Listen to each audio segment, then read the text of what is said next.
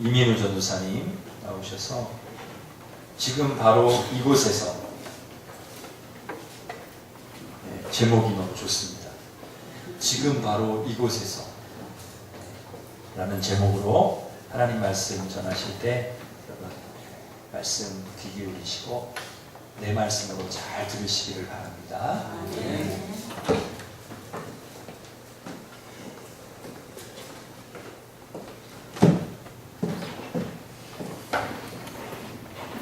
할렐루야. 귀한 찬양 너무 감사드립니다. 몇 년 전에 재미있는 기사가 하나 나와서 여러분께 좀 소개를 시켜드리겠습니다. 내용은요, 거짓말을 해도 상관이 없다라는 내용인데요. 이 기사의 내용은 이렇습니다. 정치인이 선거 과정에서 공약을 내걸지 않습니까? 그런데 그 공약을 지키지 않았다고 해서 손해배상을 물을 책임은 없다라는 판결이 있었습니다.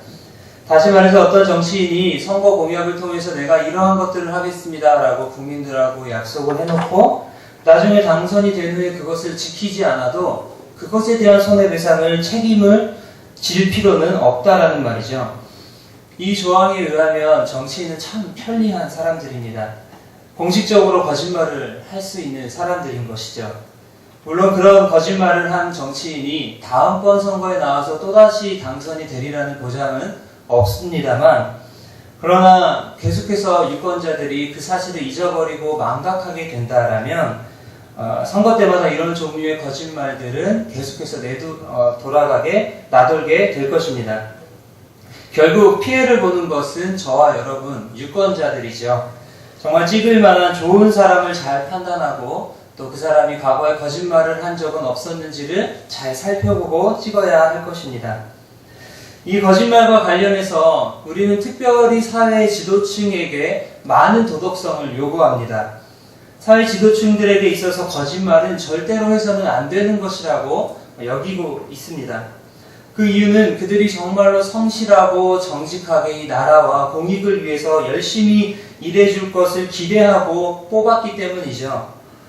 우리나라하고 상황이 조금 다를 수는 있겠지만 미국 같은 나라에서는 이 스캔들은 용서를 받을 수 있어도 만약에 이 사람이 거짓말을 하게 된다라고 한다면 결코 용서받지 못한다고 합니다. 특히 중요한 직책을 맡은 사람일수록 10중 8구 언론의 화살을 받게 되고 그것은 곧 그의 정치 인생이 끝나는 것으로 여겨진다라고 합니다.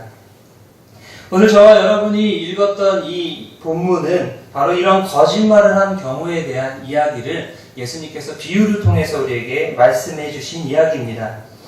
이 비유의 내용은 아주 간단하죠. 어떤 사람이 두 아들이 있는데 먼저 맏아들에게 얘야 포도원에 가서 일 좀 해라 라고 말했을 때 이 맏아들은 예 아버지 그렇게 하겠습니다 라고 말하고는 순종하지 않았습니다. 그리고 둘째 아들은 하지 않겠다고 해놓고서는 뒤늦게 회개하고 뉘우치고 그 아버지의 말씀에 순종했다라고 하는 이야기입니다.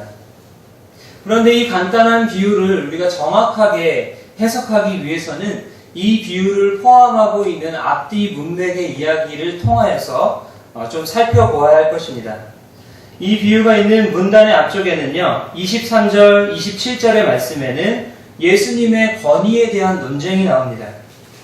예수님께서 성전에 이제 들어가셔서 사람들을 가르치시고 그들에게 하나님 나라를 전파하시는데 이를 시기했던 백성들의 장로들과 또 대제사장들이 예수께 나와서 누가 당신에게 이런 권위를 주었느냐라고 질문하죠. 그러자 예수님은 다시 대제사장들과 백성의 장로들에게 반문합니다. 그러면 세례 요한의 권위는 누가 주었느냐? 하늘로부터 왔느냐? 사람으로부터 왔느냐라고 되묻습니다. 근데 이 질문에 대해서 종교 지도자들은 대답을 잘하지 못하고 모른다라고 물러섰습니다. 왜냐하면 세례 요한의 권위를 인정하면 어떻게 됩니까? 그가 믿고 그가 선포하고 있는 예수님을 인정하고 믿어야 하는데 그렇지는 않기 때문이고 또 세례 요한의 권위를 인정하지 않으면 이 세례 요한이 지금 백성들로 하여금 너무나도 큰 영향력을 끼치고 있는 사람이기 때문에 모른다고라고 밖에는 대답할 수 없었던 것이죠. 또한 이 본문의 뒤쪽에는 33절에서 46절까지의 포도원 농부의 비유가 나옵니다. 포도원 주인이 자기 포도원을 농부들에게 맡기고 먼 타지로 갑니다. 그래서 추수할 때가 이르러서 자기 종들을 보내서 이제 열매를 거두려고 하는데 이 농부들이 자신들이 포도원을 차지할 심산으로 종들을 쳐서 죽이게 되죠. 두 번째로 또 종을 보냈을 때도 죽이게 되자 포도원 주인은 생각하기를 자신의 아들을 보내면 죽이지는 않겠지 하고 자신의 아들을 보냅니다. 그런데 아들을 어떻게 했습니까? 이 농부들은 또다시 죽여버립니다. 자신들이 이 포도원을 차지하기 위해서. 이에 화가 난 포도원 주인은 이제 자신이 직접 나서서 포도원에 일하고 있던 농부들을 다 진멸해버리고 믿을 만한 다른 농부들을 세워놓았다라는 이야기가 또 예수님께서 말씀해 주십니다. 그 뒤에는요, 22장 1절에서 14절까지는 이제 혼인잔치의 비유가 나오는데요. 임금이 혼인잔치가 있어서 여러 사람들에게 초청장을 보냈습니다. 그런데 이 초대받은 사람들이 자기들이 여러 가지 사정을 이렇게 둘러대면서 그 초대에 응하지 않죠. 화가 난 임금은 길가에 아무나 이 혼인잔치 데리고 오라고 종에게 말하는 이야기가 나옵니다. 본문을 포함한 이 비유들의 공통점을 우리가 좀 살펴보자면 모두 첫 번째로 부탁을 받았던 사람들은 주인의 청을 거절하고 나중에 부탁받은 사람들이 응하였다라는 것입니다. 또 한 가지는 비유들이 모두 대제사장들과 백성의 장로들 그리고 바리새인 서기관들과 같은 종교 지도자들을 대상으로 하고 있다는 것입니다. 이런 사실을 염두에 둔다면 우리는 이렇게 해석할 수가 있습니다. 자신과 세례요한의 권위마저 인정하지 않는 이 종교 지도자들에게 예수님은 비유로 말씀하시는데 그들을 모두 맏아들이고 첫 번째인 종교 지도자들, 이 사람들은 하나님 나라에 들어가지 못하고 나중에 초대받은 사람들, 세리와 창녀 같은 사람들이 예수님을 믿고 하나님 나라에 들어간다라고 하는 것입니다. 오늘의 본문에서 마찬가지의 의미로 해석을 할 수가 있을 텐데요. 예수님이 보기에 종교 지도자들은 맏아들이었습니다. 이스라엘 사회에 있어서 맏아들은 굉장히 중요한 역할을 감당했습니다. 그래서 지금의 경우도 마찬가지지만 맏아들은 다른 자녀들보다 2배가 되는 몫을 받았습니다. 그리고 아버지의 큰 신망을 받았고요. 집안 내에서 큰 영향력을 끼치던 사람이었습니다. 그런 의미에서 종교 지도자들은 맏아들과 같았습니다. 그들은 예전부터 하나님 말씀에 대해서 알았고 율법도 지켰고 하나님을 믿어왔던 사람들이었습니다. 많은 특권을 가지고 누리고 있던 사람들이었습니다. 그런데 이에 반해서 세리와 창녀들은 어떻습니까? 그들은 유대 사회에서는 죄인들로 취급을 받던 사람들이었습니다. 그들은 하나님을 믿지도 않았고 율법을 지키지도 않았고 심지어 유대인들이 보기에는 그들은 지옥에 갈 사람들이었습니다. 그래서 지옥불의 뗄감으로 사용된다고 유대인들은 세리와 창녀들은 생각할 정도였습니다. 그런데 오늘 비유에 의하면 부모의 말에 순종하고 신뢰할 만한 이 맏아들은 말로는 대답을 하지만 실제로는 순종하지 않았고 이에 반해서 세리나 창기를 상징하는 이 둘째 아들은 처음에는 거절했을지 몰라도 나중에는 자신의 잘못을 뉘우치고 회개하여서 아버지의 명령대로 포도원에 가서 일을 한다는 내용이죠. 오늘날 세상에도 이러한 일들이 많이 일어나고 있는 것 같습니다. 어렸을 때부터 교회에 열심히 나오고 또 모태신앙으로 신앙생활을 하는 것처럼 보였지만 실제로는 예수님을 믿지 않고 예수님의 말씀에는 순종하지 않는 사람들이 있는가 하면 세상에서 방탕하게 지내고 교회와는 담을 쌓고 예수님 말씀에도 순종하지 않고 관계없이 지내다가 우연히 친구 따라 나온 교회에서 예수님을 만나고 복음을 믿고 회개하는 사람들이 있다라는 것입니다. 그들이 결국 하나님 나라에 들어가게 된다라는 것이죠. 그러면 여러분 처음부터 교회에 나오고 모태신앙으로 열심히 교회 생활을 한 사람들은 얼마나 억울한 것입니까? 교회에 다닌 경력과 교회에 대해서 아는 것은 세리와 창녀들보다 훨씬 많을지 모르지만 나중에 하나님 나라에 들어가지 못하게 되니 너무나도 애석한 일이 아닐 수가 없습니다. 그러나 우리가 반대로 이 이야기를 생각해 본다면 처음부터 열심히 하나님을 믿었던 이 사람들이 끝까지 그 믿음을 유지하고 끝까지 신앙생활을 잘하고 그렇게 살아갔다면 그들에게 임하는 복과 은혜는 얼마나 더 크고 또 그들이 얼마나 많은 하나님의 일들, 위대한 큰 일들을 할 수 있었을지 생각해 볼 수 있을 것입니다. 여기서 우리는 기억해야 됩니다. 여러분, 교회를 다닌다는 것, 교회 안에 내가 있다라고 하는 것만으로는 그것이 구원의 징표가 되지 못한다라는 것입니다. 내가 바리새인의 후손으로 태어났고 내가 백성의 장로가 되었고 내가 대제사장이 되었다라는 것이 내가 구원받았고 하나님의 나라에 들어가는 표가 되지 못한다라는 것입니다.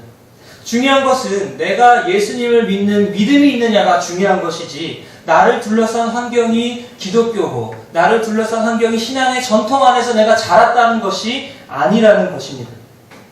일단 우리는 예수님을 믿는 그 믿음에서 떨어지지 않도록 항상 조심해야 할 것입니다. 그런데 이 비유의 해석이 여기서만 그친다면 우리는 이 비유의 참된 의미를 까지 나아가는 데는 못할 것입니다. 그것은 먼저 이 비유가 말해주고 있는 것은 말과 행함이 일치해야 된다는 것을 우리에게 가르쳐주고 있고 더 나아가서 말보다 중요한 것이 행함이라는 것을 우리에게 말해주고 있다는 것입니다.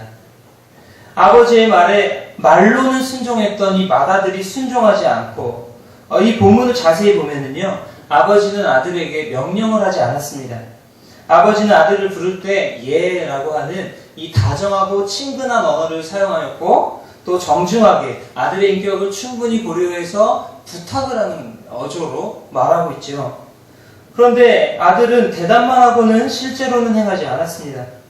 그것은 곧 우리가 경건한 척은 하지만 실제로는 그러한 삶을 살지 못하고 있고 또 우리의 교회 생활하는 모습은 경건해 보이지만 실제로 경건의 능력에서는 멀어져 있는 우리들을 지적해주고 있는 것은 아닌지 생각해 보게 됩니다. 외부 사람들이 보기에 이 맏아들은 어떻게 보였겠습니까? 아버지 말을 참 순종을 잘하는구나. 저 아들은 참 아버지의 말에 잘 순종하고 공경하고 효도하는 아들이구나 라고 생각했을 것입니다. 저희들도 그러지 않습니까? 아이가 대답을 잘하고 부모의 말에 예 그렇게 하겠습니다 라고 하면 얼마나 기특해 보이고 이뻐 보이겠습니까? 그러나 실제로 맏아들은 이 부탁을 순종하지 않았다는 것입니다. 그런 것처럼 저와 여러분도 우리들도 그러한 삶을 살아갈 수가 있다는 것이죠. 실제로는 경건하지도 않고 하나님 말씀에 순종하지도 않는데 겉모습은 그렇게 보일 수 있다는 말입니다. 중요한 것은 우리가 행하는 것이 더 중요하다라고 하는 것이죠. 하나님 말씀에 지금 내가 순종하는 것이 훨씬 더 중요하다라고 하는 것입니다. 아버지의 부탁이 있을 때 대답만 하고 행동은 안 하는 것이 아니라 비록 둘째 아들처럼 대답은 잘 못했을지 모르지만 결국에는 순종하고 회개하고 순종하는 그 삶이 더욱 가치 있는 삶이다라고 주님은 우리에게 말씀해주고 계신 것입니다. 물론 대답도 잘하고 순종도 잘하면 더할 나위 없이 좋은 것이겠죠. 하나님은 우리 모두가 그러한 사람이 되기를 원하시는 줄 믿습니다. 또 한 가지 중요한 것이 있는데 그것은 바로 과거의 삶이 중요한 것이 아니라 현재, 지금의 삶이 더 중요하다는 것입니다.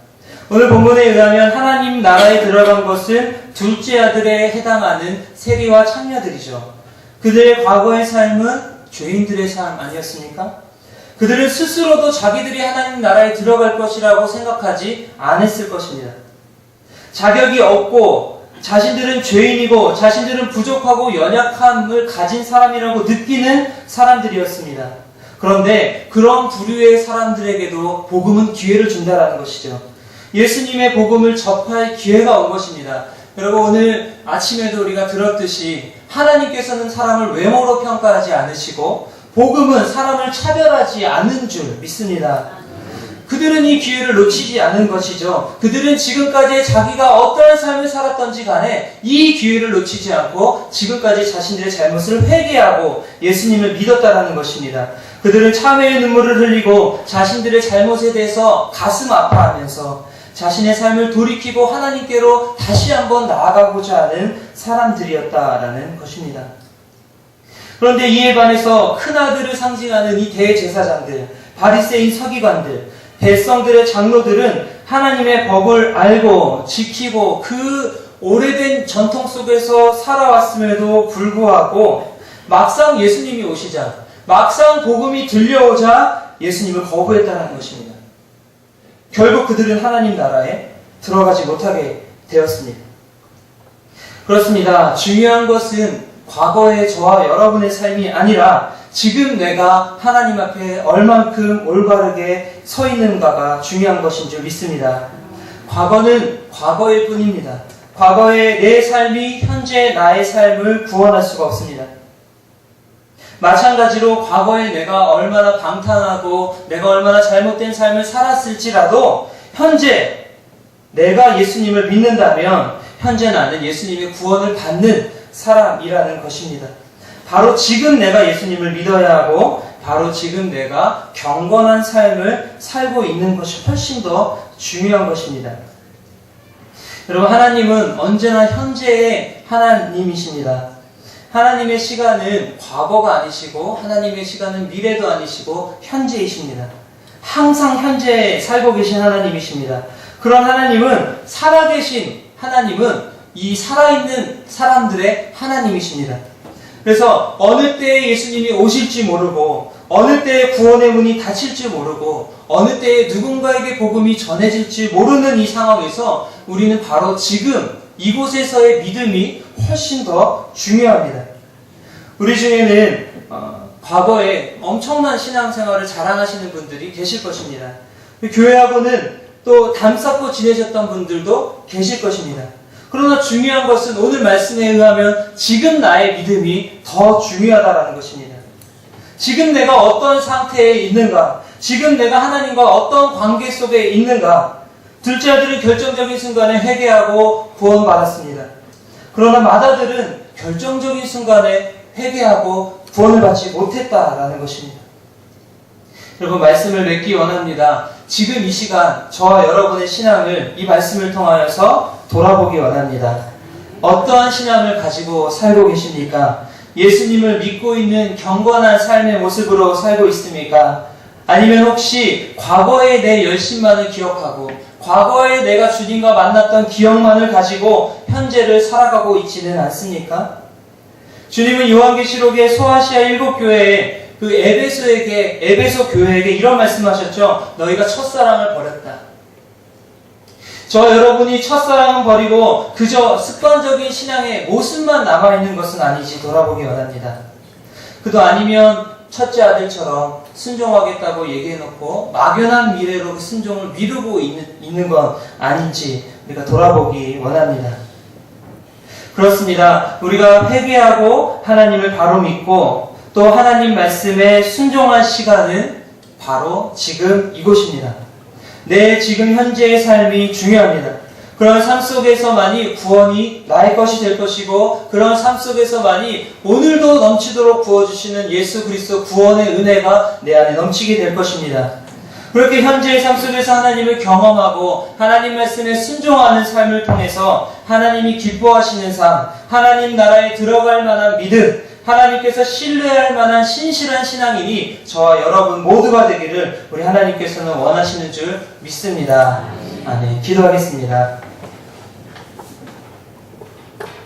하나님 감사합니다. 지금 바로 이곳에서